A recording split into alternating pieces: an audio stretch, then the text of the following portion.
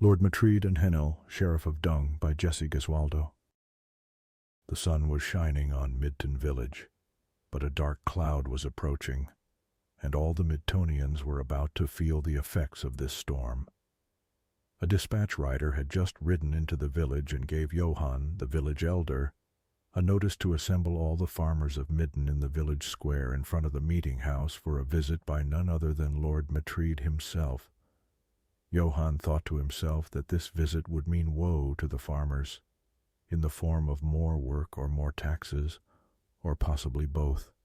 In only a few hours the villagers would find out.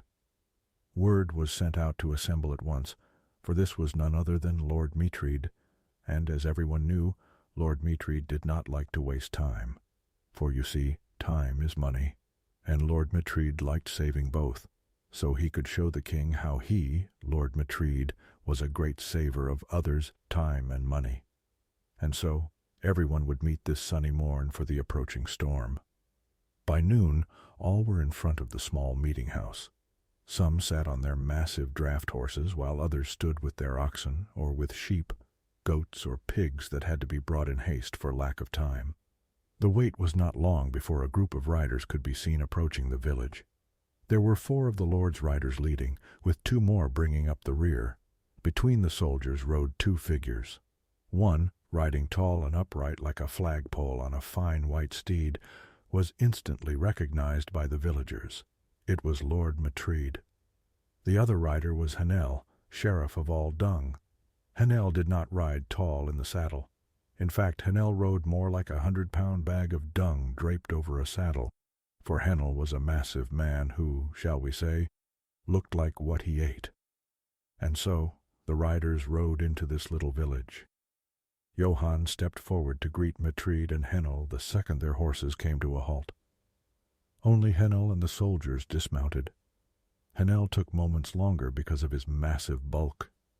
Metreed, however, remained mounted so he would tower over everyone and be seen by all. Welcome to the village, my lord. It is always a pleasure to have you stop in on us. Lord Sheriff, what gives us this great pleasure on this fine afternoon? Watch your tongue, elder. You are only the village elder because we allow you. So much for pleasantries, thought Johann.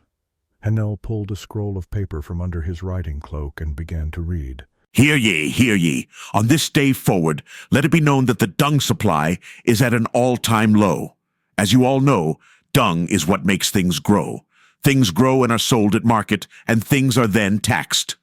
Your production in the fields and your supply to the dung pile at the keep have not met our expectations. Other villages that do not have the animals to produce dung need it. What's an expectation? Henel turned red and looked at Metreed, who did not seem pleased by the interruption. Guard, if that man speaks again, have him arrested. The guard did not move or blink. He knew that if the order was given, he would have to arrest someone, anyone. So, orders were to be obeyed.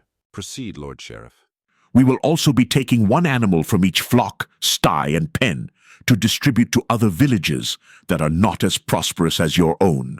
My lord, how are we to produce in the fields if we do not have the animals to help? And most importantly, how can we fill our quota of dung for the dung heap at your keep? That is your problem. Everyone looked at each other, for they knew patience was running thin. Henel continued reading. The carting of dung will no longer be provided by the realm. At the end of each day, you will provide wagons and teams and deliver your quotas to my keep. Oh yes, I forgot to mention. All shipments of dung must be at the keep no later than the 5th bell at the church tower. Horseshit! Arrest that man. How dare he speak to the Lord Sheriff like that? My lord, I was only trying to make the good sheriff aware he's standing in horseshit. Henel looked down at his feet. Indeed, he was standing in a large pile of horse dung. Again he looked at Metreed, who did not change his expression or find any humor in what had happened. Confiscate his animal as well, and find out whose animal is responsible for this. Have its owner and the filthy beast removed as well. The crowd went pale, but no one said a word. At this rate, there would no longer be a village of Midton. With everything quiet, the Lord Sheriff continued reading. Last but not least, there will be an increase in taxes on all land, animals, produce, etc., and a fine for quotas not met. So ends the proclamation. He then turned to Metreed for approval, Metreed looked sternly back, and at once Henel turned to the crowd and added, "Oh yes, this will all commence today." He turned again and looked at Metreed, who was finally smiling with approval.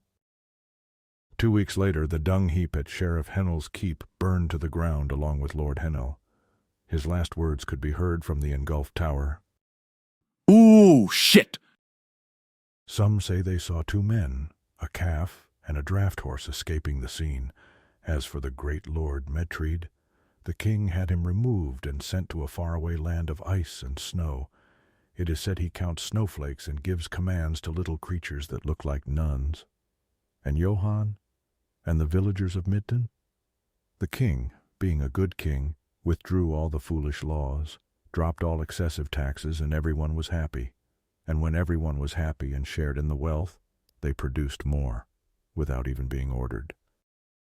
P.S. The dung? What about it? Well, what about it?